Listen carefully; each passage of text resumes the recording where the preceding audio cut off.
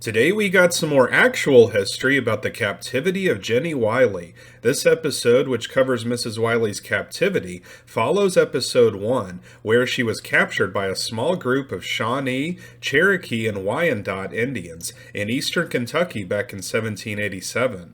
We'll be reading from this book, Eastern Kentucky Papers, The Founding of Harman Station, with an account of the captivity of Mrs. Jennie Wiley and the exploration and settlements of the Big Sandy Valley in the Virginias and Kentucky by William Elsey Connelley. This book was published all the way back in 1910.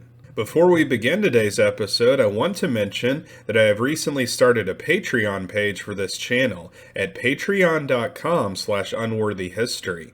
Patreon members will have their chosen name displayed at the end of each episode. So far, we have one member named Dog Party, and the next members who join will be listed afterwards. So please consider joining if you'd like to support the continued growth of this channel.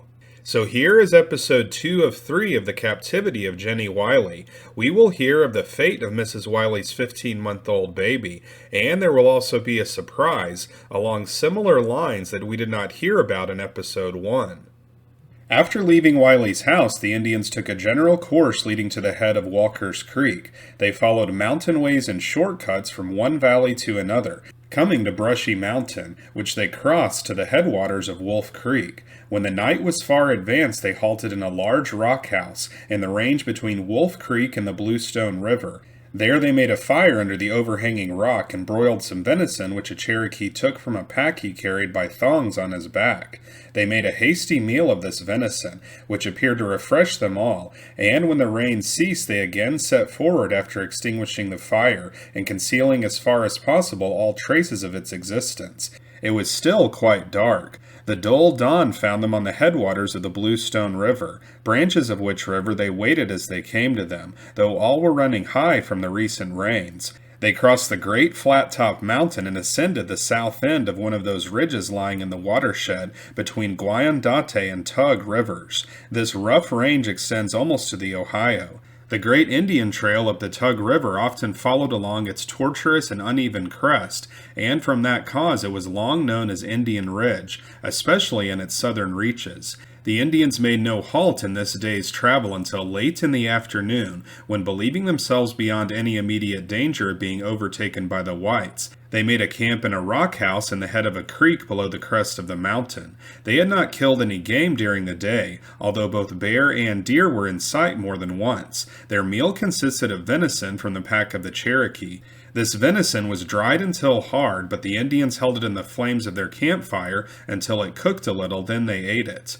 Mrs. Wiley ate some of it and also some parched corn from the wallet of one of the Indians. She was exhausted with the long and rough march of 24 hours she had been forced to make. She had climbed mountains and waded streams. She had forced her way through thickets of laurel and ivy, and had tramped through quagmires and over stones. She had been compelled to ascend almost perpendicular cliffs, and to descend sheer precipices. Much of the time she had been drenched to the skin. Her child was in great distress, and had cried until it could cry no more because of hoarseness. At this camp she saw the warriors make hoops of green boughs, and over them stretched the scalps of her brother and her children. In afterlife she often declared that at no other time did despair take hold of her as it did this second night of her captivity. When the Indians lay down to sleep, they bound Mrs. Wiley with strips of raw deerskin. She was in a state of nervous delirium and could not sleep. Neither could she rest. Every time she closed her eyes, she seemed to behold the slaughter of her children anew,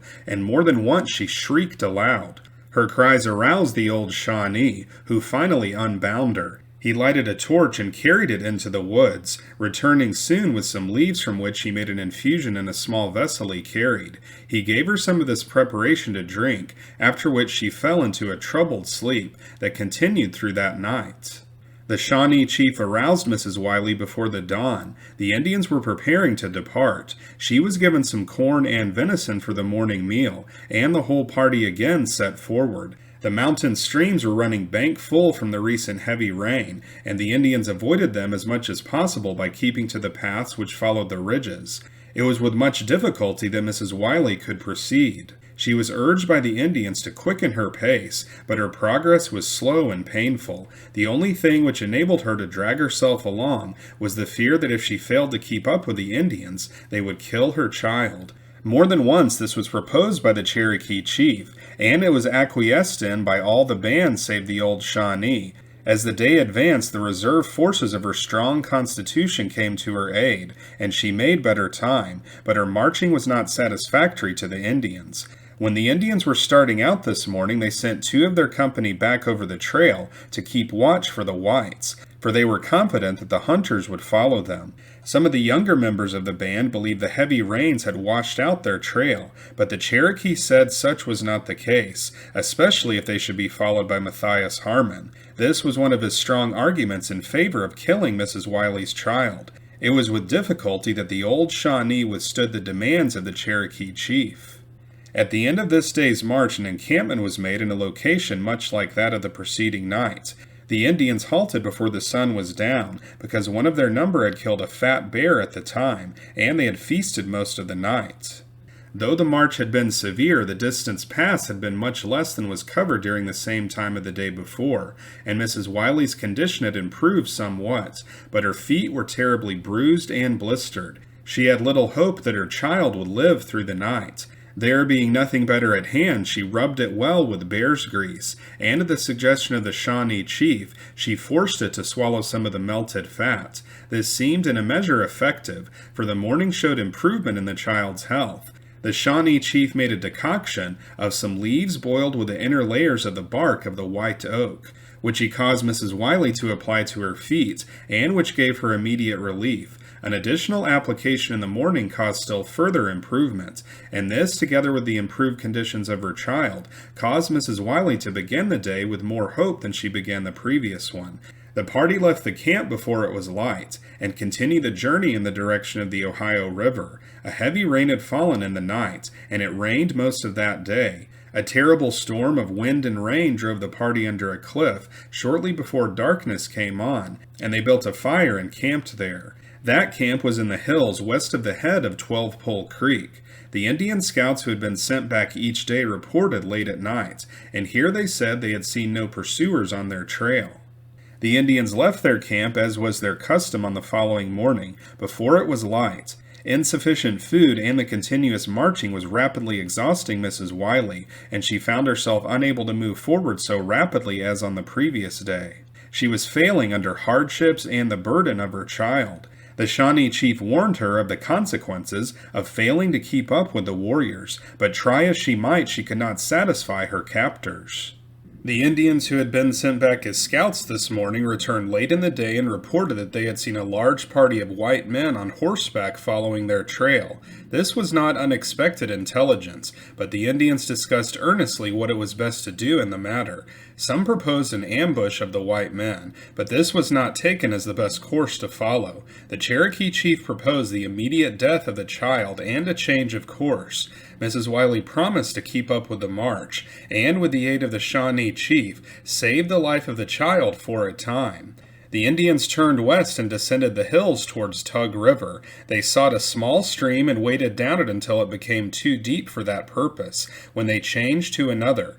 Mrs. Wiley kept well up for a few miles, then began to fail. Despite her utmost exertion, she could not march at the rate the Indians were then going. She fell behind the Indians marching in front of her, and began to feel that her child was in great danger. She suspected that her friends were near, although the Indians had told her nothing. At length the Cherokee chief stopped. He was leading the march, and he and most of the party were far in advance. Mrs. Wiley knew what he would do when he came back to her place in line. His arrival there meant death for her child, and possibly death for herself. The Shawnee chief was following her in the water. Mrs. Wiley ran out of the stream and with her last strength ran back up its course with her child. She had no particular object in doing this except to carry her child out of danger, and that was a vain effort. The old Shawnee was surprised, but he ran after her and caught her just as the Cherokee chief came up. She was surrounded by the Indians. The Cherokee chief seized her child by the feet and dashed out its brains against a big beech tree. He scalped it, and she was pushed back into the stream and forced to continue her flight.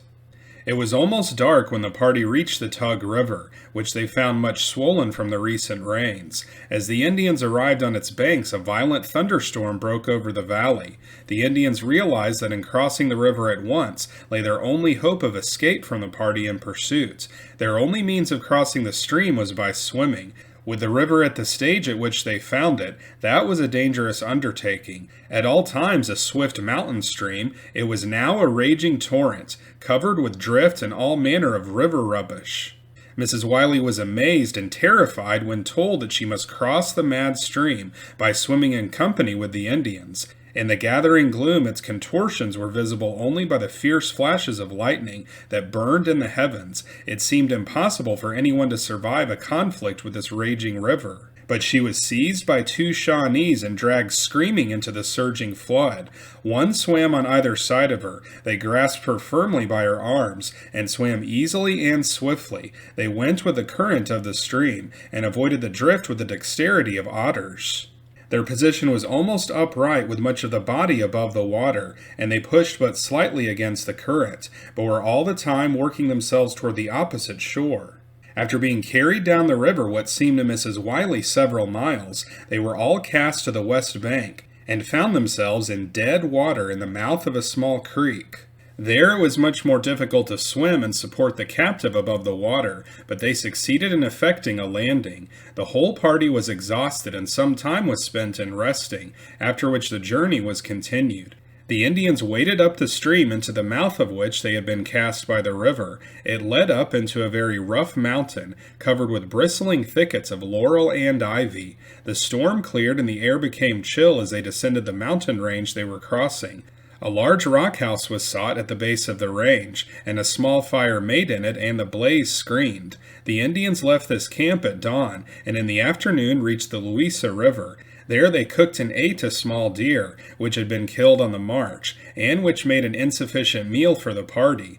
The Louisa River was found full to the brim. After resting until almost dark, the Indians crossed it as they had crossed the Tug. They went into camp under a cliff behind a mountain, and built a roaring fire about which all slept through the night. In the early light of the following morning they sent out 2 of their number to hunt. In a short time the hunters returned with part of a buffalo they had killed and a canebrake. The day was spent in eating and sleeping. The Indians believed that they had made a complete escape from their pursuers, and did not again give the subject any serious consideration. As the sun was nearing the tops of the hills in the western range, the party set forward again. They followed a trail which led through valleys and over rough hills, but they marched in a leisurely way. It was well for Mrs. Wiley that they made no forced marches, for she was by this time worn out. The loitering marches brought the Indians to the Ohio River on the 9th day of Mrs. Wiley's captivity. The Indians did not descend directly to the Ohio, but came down the hills west of the Big Sandy, and followed that stream about a mile to its mouth. They found an immense flood in the Ohio, something they said was unusual for that season of the year. This flood increased the difficulty of their retreat. Notwithstanding this fact, however, the Indians appeared much pleased to reach the Ohio. The younger members of the band exclaimed, "Ohio! Ohio! Ohio!" seemingly in great delight. How to cross the Ohio was now the question for the Indians. They discussed the matter for some time without arriving at a satisfactory conclusion, and finally returned to the hills to avoid the backwater, pushed far up the small streams, and kept down the Ohio. Much of the time they were not in sight of the river. They reached the mouth of the Little Sandy River without finding any means to cross the Ohio, and again held council to determine upon a course. They were assisted in a decision apparently by the return of 2 Indians whom they had sent back to the crossing of the Louisa River to spy upon the movements of the pursuing party. Their report was delivered out of the hearing of Mrs. Wiley, who was beginning to understand a few words of the different Indian tongues. After several hours spent in talk, the party divided. The Cherokee chief, the Cherokee warrior, 2 Wyandottes, and 2 Delawares swam across the Little Sandy River and disappeared into the woods. The remaining Indians with Mrs. Wiley took their way to the Little Sandy. They appeared to be in no hurry. They left the main stream at the mouth of the dry fork, which they crossed to the head of one of its branches. They crossed the divide through the Cherokee Gap to the Cherokee Fork of Big Blaine Creek. As they were descending this creek, Mrs. Wiley became seriously ill, but she concealed her condition from the Indians as long as possible, fearing that she might be killed should they discover the truth. It soon became impossible for her to proceed, however, and the Indians went into camp near the mouth of the creek. They placed Mrs. Wiley in a small rock house near the camp and left her alone. There a son was born to her. The birth was premature, and she was near death for some time, but she finally recovered and the child lived. She attributed her recovery to a season of fine weather which came on. The Indians brought her meat from the game they killed, and from the first of her illness kept her a fire, but as soon as she could walk they left her to gather her own firewood. Knowing that it was impossible for her to escape, the Indians paid little attention to her. The Indian party spent the winter in camp at the mouth of Cherokee Creek, and allowed Mrs. Wiley to live alone in the rock house with her child. She lost all account of time. She did not know the day of the week from the time they went into camp there until she made her escape. The Shawnee chief gave her child a name. The sojourn at this place was uneventful but for one instance. One day when the weather was becoming warmer, the Shawnee chief came to the rock house and said the child was 3 moons, meaning that its age was then about 3 months. He informed her that he was making preparations to give it the first test a boy was expected to undergo.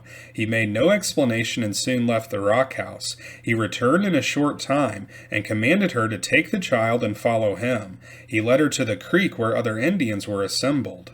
The chief tied the child to a large slab of dry bark and set it adrift in the swift water of a small shoal. The child began to cry as it felt the cold water, and this action seemed to condemn it in the minds of the warriors. They brandished their tomahawks, and Mrs. Wiley rushed into the water and rescued the infant, immediately returning to the rock house with it. The Indians followed her, and when they arrived at the rock house, the Wyandot killed the child with his tomahawk, and immediately proceeded to scalp it. She was not molested, but she saw that the Indians were very angry. She was permitted to bury the child in a corner of the rock house.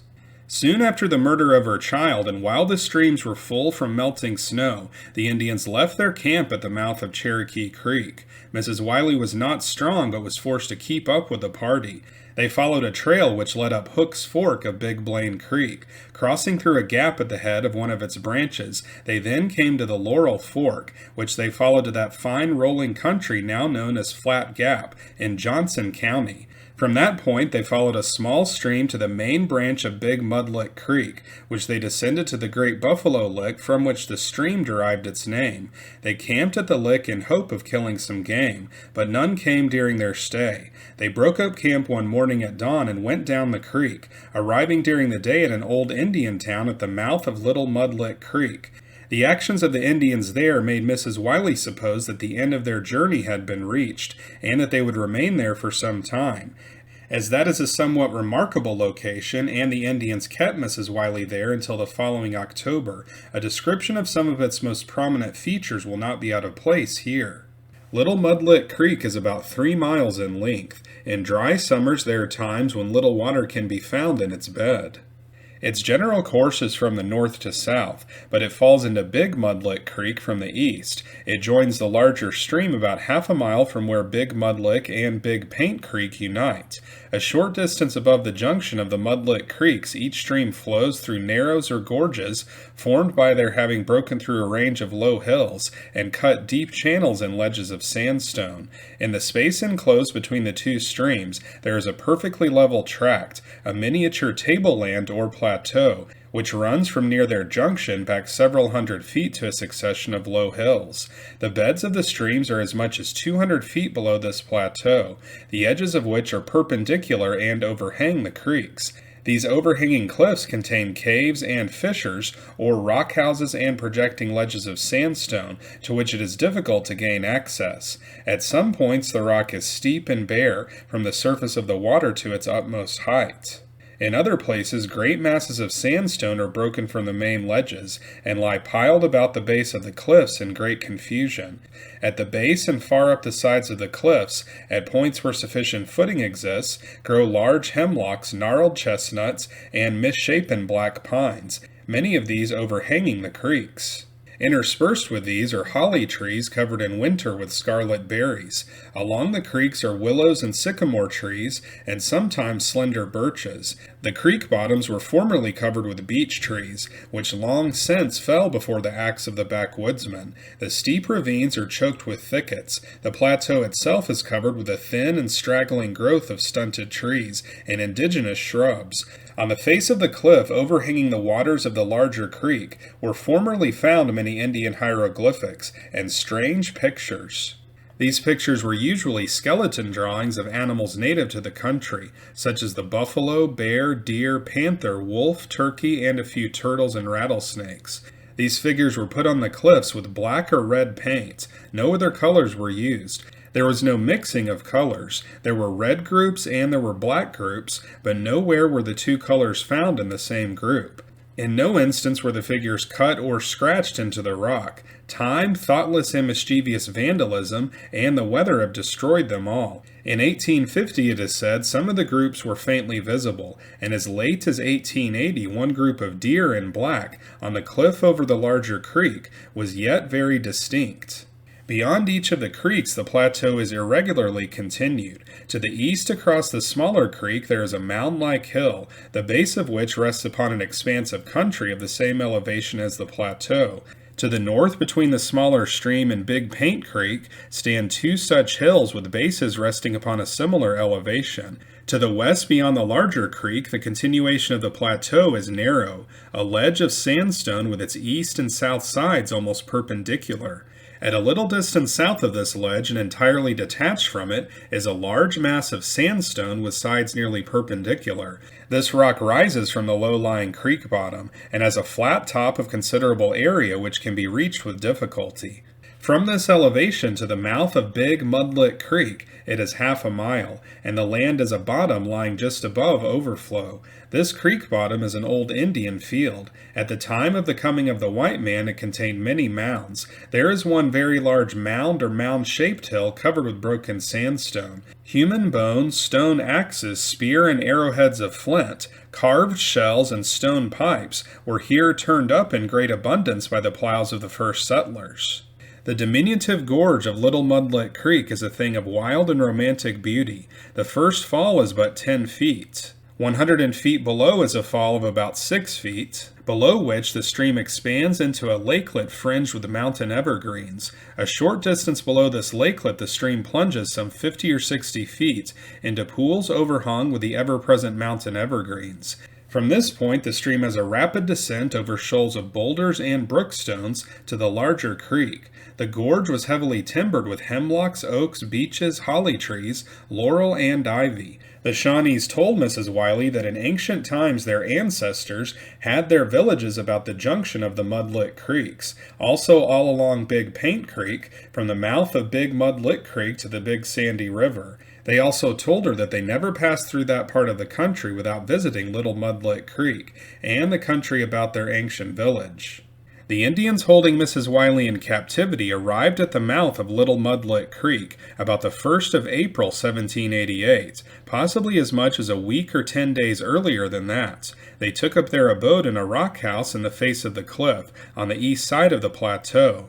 This rock house was just below the falls of Little Mudlit Creek, but at a higher elevation in the cliff than is the bed of the creek at the falls. The ledge at the entrance of the rock house overhangs the creek, which runs 100 feet or more below it, and the entrance is 60 feet at least below the top of the cliff.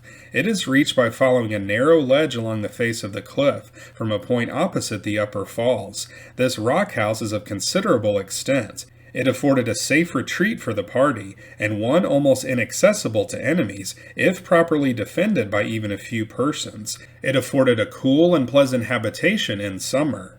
The manner of life of the party was not unlike the daily life in an Indian village. Mrs. Wiley was compelled to perform all the drudgery of the camp. The warriors lounged about the caves and slept when not hunting or scouting.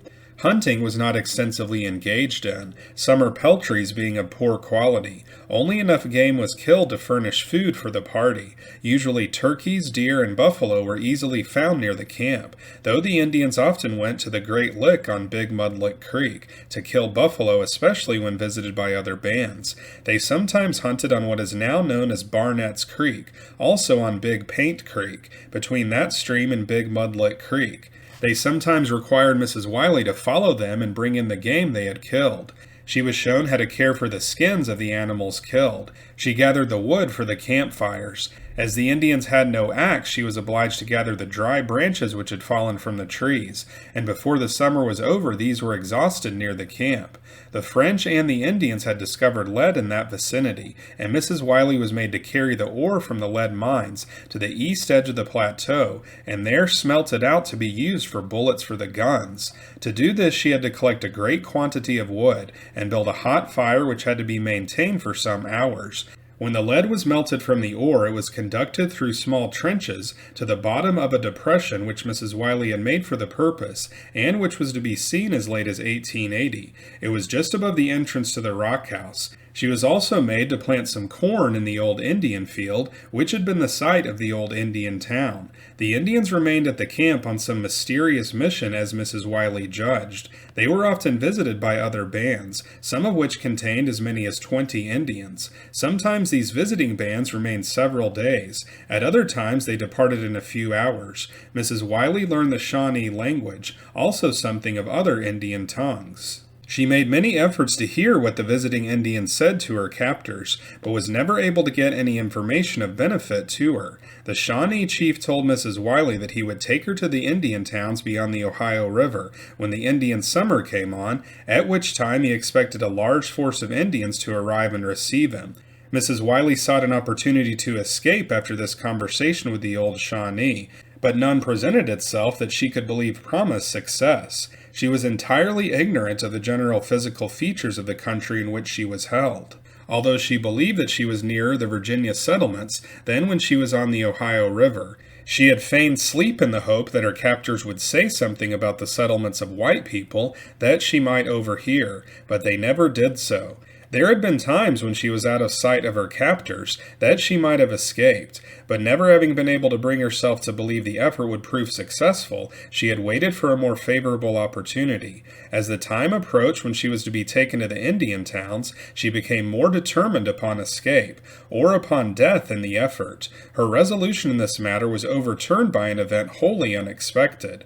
One day, about the end of October, the Indians were aroused from their indolent loungings by the quavering war-whoop cried by some party about the mouth of Big Mudlick Creek. The Shawnee chief answered the war cry, and it was repeated. The Shawnee chief informed his party that the Cherokee chief had been on the warpath, had lost some of his warriors, and was now coming into camp with a captive white man. War whoops were exchanged and guns were fired by both parties. The Shawnee chief led his party to the plateau to receive the Cherokee chief and his warriors, who soon arrived. The Cherokee chief was followed by a mongrel band of some 20 Indians, and he brought with him a white man as a prisoner. Mrs. Wiley supposed this prisoner to be about 20 years old, though she was not permitted to come near enough to him to have any conversation with him. This captive was terribly beaten when he arrived on the plateau. Mrs. Wiley was sent back to the rock house when the Cherokee chief had talked with the Shawnee chief. The Cherokee chief gave her a kettle and told her to cook him some meat as soon as she could. She built up a fire in the rock house and slung the kettle, which she filled with bear meat and venison. She could hear the mad howling, whooping, and screeching of the warriors on the height above her, also the discharge of guns and the thumping and stamping of feet in an Indian dance. Shortly after dark, the whole band came down from the plateau, and the captive was not with them. It did not take her long to gather from the conversation of the Indians that the prisoner had been tortured at the stake. The Cherokee chief was in a great rage, sullen and savage. He did not remain long in the camp, but returned to the heights above with his hands full of meat from the kettle. Mrs. Wiley was rudely treated by the Indians recently arrived, and the Shawnee chief and his followers were excited and bloodthirsty. The camp was overflowing with whooping Indians threatening to kill her, and for the first time the Shawnee did not stand her friend. She appealed to him, but he did nothing to quiet the howling mob, and he left the camp to join the Cherokee. Finally, the Indians left the camp and went above, yelling along the gorge above the falls. Mrs. Wiley was more at ease when she heard them whooping on the plateau, but what the night would bring forth she could not tell. An hour or two after dark, a band of Indians, all of the late arrivals, came down from the assembly. They tied Mrs. Wiley's hands with a strip of rawhide, by one end of which she was led to the height where the Indians were assembled about a big fire. The dancing ceased when she arrived. The Cherokee chief appeared as the commander of the Indians and told her that she was to be burned. She appealed to the Shawnee chief, but he made no definite answer. There was no sympathy for her in the mad band. She remembered the cruelties and many outrages she had suffered at the hands of the Indians, and as no prospect of escape came to her or seemed likely to come in the future, even should she live, she was more easily reconciled to death. In after years, she affirmed that concern for her life and all earthly things departed from her, leaving her calm and collected. In this frame of mind she was bound to the tree, a small oak from which the lower branches had been cut. Her demeanor seemed to please the Cherokee chief. Because of her courage or from some other cause which was never known to her, proceedings in the execution were suspended. The Indians retired for council and talked for a long time, as Mrs. Wiley believed. When they returned, the Cherokee chief informed Mrs. Wiley that he had bought her from the Shawnee, and that he would take her to his own town in the Little Tennessee, where she would teach his wives, he spoke as though he had quite a number of them, to write and to weave cloth like her dress. He unbound her and led her back to the camp in the rock house, followed by the Shawnee chief. There the fire was lighted anew. The Cherokee chief produced a buckskin bag from which he counted down to the Shawnee 500 little silver brooches, about as large as a silver dime of today, the price he had agreed to pay for Mrs. Wiley. They were received by the Shawnee as though he had a supreme contempt for money, and swept by him from the buckskin upon which they had been counted, to him into a similar bag from which they had been taken. This bag he placed in his pack and lay down by the fire to sleep. The Cherokee chief bound Mrs. Wiley with raw thongs cut from a buffalo hide, which he drew very tight, causing her great pain. He returned to the plateau and was gone a long time. He came back with several of his band some time in the night, and all slept in the rock house. So that's it for this episode. Jennie Wiley's baby was killed by the Indians, and then we got the surprise that we did not hear about in part 1, that Jennie Wiley was apparently pregnant when she was captured, and she had another baby during captivity. Unfortunately, this baby did not pass the Indians' test, and it too was killed.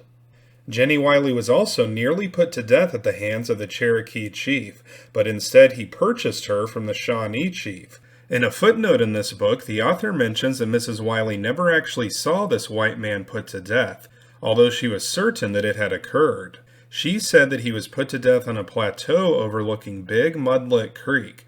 The author says that they were never able to identify who this man was. Some stories of Jennie Wiley's captivity say that this man later came to her in a dream and showed her the way to the white settlements. We will hear more about that in the next episode. This is episode 2 of 3 in our series on the captivity of Jennie Wiley, here on Unworthy History. This episode was about her terrible captivity, and the next episode will cover her dramatic escape. This last episode will appear this month, so stay tuned. This channel is called Unworthy History because we cover actual history that is now deemed unworthy to be shown on history channels on TV. Those channels have abandoned their mission and don't show much actual history anymore. But here on this channel we cover this unworthy history by reading directly from old books. If you'd like to support the mission of this channel, then consider joining our new Patreon page. Patreon members will have their chosen name displayed at the end of each episode. So if you want to see more episodes like this, then be sure to like and subscribe, and we'll see you next time on Unworthy History.